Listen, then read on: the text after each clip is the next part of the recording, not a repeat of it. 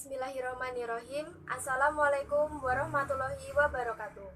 Perkenalkan, nama saya Nida Salsabila dari Prodi S1 Manajemen Universitas Aisyah Yogyakarta akan menjelaskan materi mengenai iman kepada makhluk gaib. Salah satu ciri utama orang bertakwa adalah beriman kepada sesuatu yang gaib. Menurut Quran Surah Al-Baqarah ayat 3 yang artinya yaitu orang-orang yang beriman kepada yang gaib, melaksanakan sholat, dan menafkahkan sebagian rezeki yang kami berikan. Iman kepada yang gaib menjadi syarat fundamental dalam Islam. Keimanan ini berarti percaya seyakin-yakinnya, haku al-yakin, bahwa ada entitas di luar dunia indrawi. Entitas ini adalah sesuatu yang nyata, bukan sekedar ajaran filosofis abstrak ataupun perumpamaan. Keimanan seorang mukmin pada yang gaib akan menjadi cara pandang yang membedakannya dengan orang materialistis. Keimanan ini menjadi alat kontrol, sehingga akan senantiasa berbuat jujur dimanapun berada. Ia menjadi manusia yang mandiri dan sadar atas dirinya. Komitmennya dalam berbuat baik akan dilakukan kapanpun dan dimanapun ia berada. Pada dasarnya, manusia adalah makhluk yang egois, ambisius, dan penuh motif. Keimanan pada hal gaib inilah yang kiranya mampu menepis egoisme pada diri manusia sehingga ia bisa berbuat sesuatu dengan tulus dan ikhlas. Makhluk gaib. Semua makhluk yang diciptakan Allah Subhanahu wa Ta'ala dapat dibagi menjadi dua, yaitu ada yang gaib dan ada yang nyata. Yang membedakan keduanya adalah bisa tidaknya dijangkau oleh panca indera manusia. Yang dimaksud gaib dalam pembahasan ini adalah yang mutlak, segala sesuatu yang tidak dapat dijangkau oleh siapapun dan kapanpun. Untuk mengetahui dan mengimani wujud makhluk gaib menempuh dua cara, yaitu yang pertama melalui berita atau informasi yang diberikan oleh sumber tertentu. Lalu yang kedua melalui bukti nyata bahwa makhluk tersebut ada. Misalnya malaikat. Kita mengetahui berdasarkan berita dari Rasulullah. Dan kedua, bukti nyata adanya malaikat seperti adanya malaikat maut yang ditugaskan Allah untuk mencabut nyawa manusia. Yang pertama makhluk gaib yaitu ada malaikat. Malaikat adalah makhluk gaib yang diciptakan Allah dari cahaya dengan wujud dan sifat-sifat tertentu. Menurut hadis riwayat Muslim yang artinya, malaikat itu diciptakan dari cahaya, jin diciptakan dari nyala api, dan Adam diciptakan dari apa yang telah diterangkan kepadamu semua. Wujud tidak dapat dijangkau oleh panca indera, kecuali menampilkan diri dalam rupa tertentu seperti manusia. Quran Surah Maryam ayat 16-17 yang artinya, dan ceritakanlah kisah Maryam di dalam Al-Quran, yaitu ketika ia menjauhkan diri dari keluarganya ke suatu tempat di sebelah timur. Maka ia mengadakan tabir yang melindunginya dari mereka. Lalu kami mengutus roh kami kepadanya. Maka ia menjelma di hadapannya dalam bentuk manusia yang sempurna. Malaikat tidak dilengkapi dengan hawa nafsu, tidak memiliki keinginan seperti manusia, tidak berjenis kelamin, dan tidak berkeluarga. Hidup dalam alam yang berbeda dengan manusia. Malaikat adalah hamba Allah yang mulia. Malaikat selalu memperhambakan diri kepada Allah dan patuh atas segala perintahnya, serta tidak pernah berbuat maksiat dan durhaka kepada Allah Subhanahu wa Ta'ala. Nama dan tugas malaikat. Jumlah malaikat sangat banyak, tidak bisa diperkirakan. Ada perbedaan tingkatan di antara mereka, baik dalam kejadian, tugas, pangkat, dan kedudukan. Sebagian dari malaikat diberi nama-nama mereka dan sebagian mereka hanya dijelaskan tugas-tugasnya saja. Ada yang bertugas di dalam ruh, bertasbih kepada Allah Subhanahu wa taala, memberi salam kepada ahli surga dan menyiksa penghuni neraka. Ada yang bertugas di alam dunia, berhubungan dengan manusia seperti mencatat amal, mencabut nyawa, menurunkan hujan, menumbuhkan tanaman, dan sebagainya.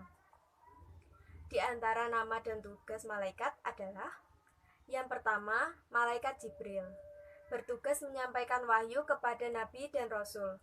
Ada dalam Quran surah Al-Baqarah ayat 97.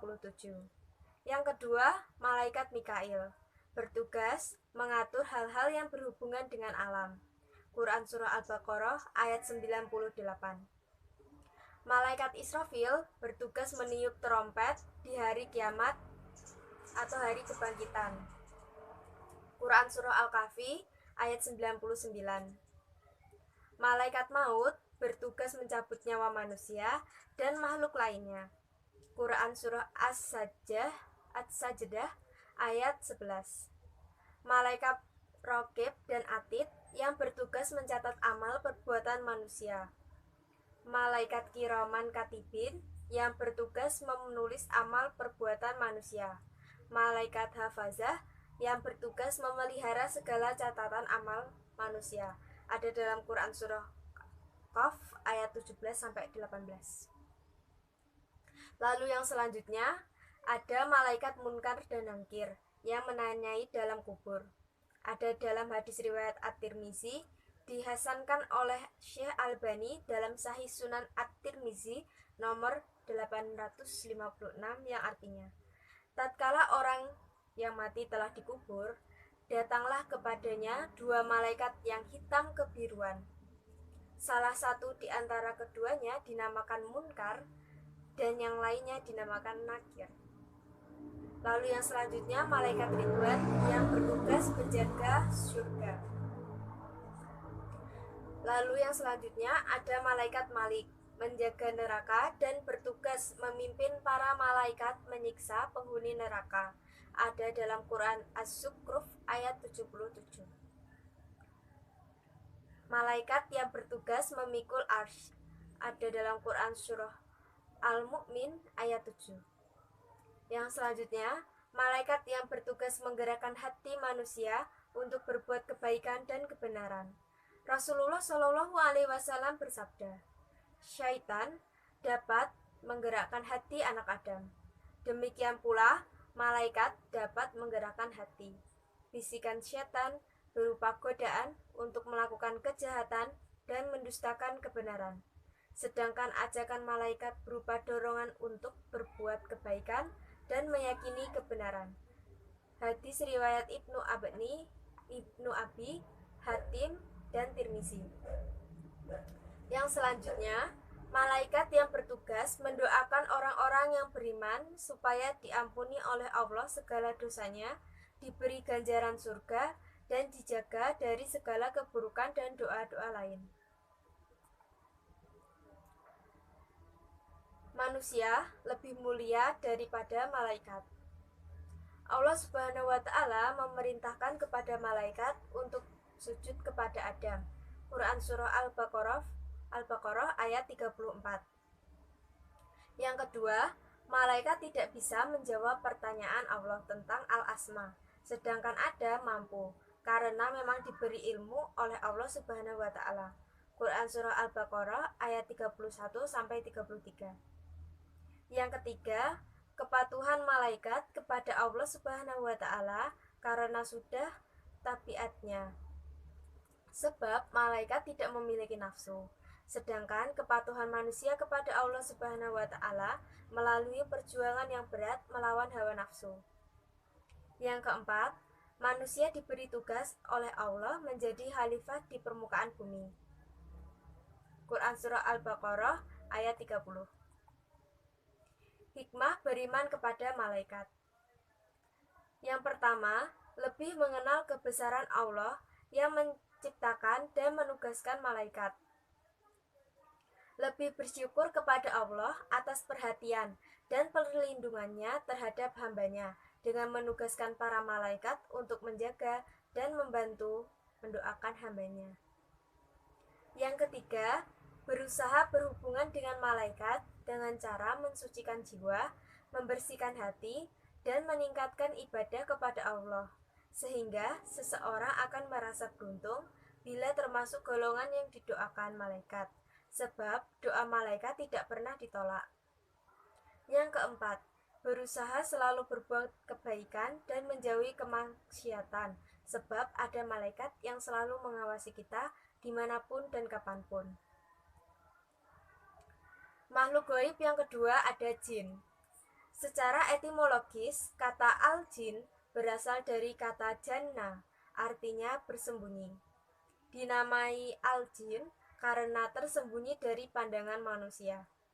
Terdapat dua golongan jin. Yang pertama, jin kafir, yaitu jin yang membangkang terhadap perintah Allah. Jin kafir adalah jin yang tidak memurnikan keesaan Allah. Sehingga dalam kekafiran jin itu bermacam-macam. Ada yang menjadi Yahudi, Nasrani, Majusi, penyembah berhala, dan lain-lain. Yang kedua ada jin muslim, yaitu jin yang mengakui keesaan Allah. Jin Islam yang mendengar ayat-ayat Al-Quran, mereka langsung mengatakan bahwa Al-Quran itu menakjubkan dan dapat memberikan petunjuk ke jalan yang benar. Ada dalam Quran surah Jin ayat 1-3. Makhluk gaib yang ketiga yaitu iblis. Kata iblis berasal dari kata ablasa, artinya putus asa. Dinamai demikian karena iblis putus asa dari Allah atau kasih sayang. Menurut riwayat, dahulu terdapat iblis bernama Nail, atau sebagian riwayat mengatakan Azazil. Setelah dikutuk Allah, ia dipanggil dengan nama iblis. Jadi, iblis merupakan nama sesosok makhluk.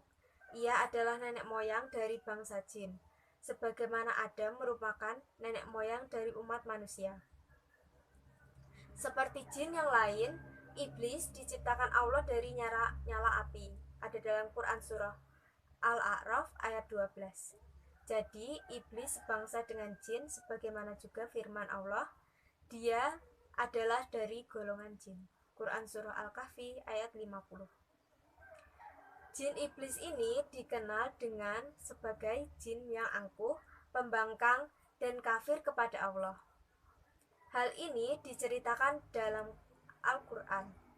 Dan ingatlah ketika kami berfirman kepada para malaikat, sujudlah kamu kepada Adam. Maka sujudlah mereka kecuali iblis. Dia adalah dari golongan jin. Maka ia mendurhakai perintah Tuhannya. Patutkah kamu mengambil dia dan turun-turunannya sebagai pemimpin selain daripadaku? Sedang mereka adalah musuhmu. Amat buruklah iblis itu sebagai pengganti Allah bagi orang-orang yang zalim. Quran surah Al-Kahfi ayat 50. Yang keempat ada syaitan. Kata syaitan berasal dari kata syatana, artinya menjauh. Dinamai demikian karena jauhnya dia dari kebenaran.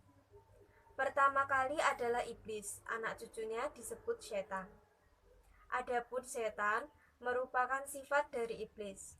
Setan bukanlah makhluk, melainkan sifat. Sama halnya dengan kata munafik atau fasik. Sebutan setan tidak hanya berasal dari golongan jin, tetapi juga dari golongan manusia, sebagaimana firman Allah Quran surah Al-An'am ayat 112 yang artinya, dan demikianlah kami jadikan bagi tiap-tiap nabi musuh, yaitu setan dari jenis manusia dan jin. Yang terakhir, makna beriman kepada makhluk gaib. Dari pembahasan tadi dapat disimpulkan bahwa beriman kepada malaikat itu erat kaitannya dengan keimanan kepada Allah Subhanahu wa Ta'ala dan kebenaran wahyunya yang diterima oleh para rasul untuk diteruskan kepada umat manusia. Dari mengetahui asal dan karakter makhluk tersebut sebagai makhluk ciptaan Allah, kita wajib mengimani adanya makhluk gaib ciptaannya, yaitu malaikat dan makhluk gaib lainnya. Wallahu alam. Sekian materi yang saya sampaikan, semoga bermanfaat dan mohon maaf apabila ada kesalahan dalam penyampaian materi. Sekian, wassalamualaikum warahmatullahi wabarakatuh.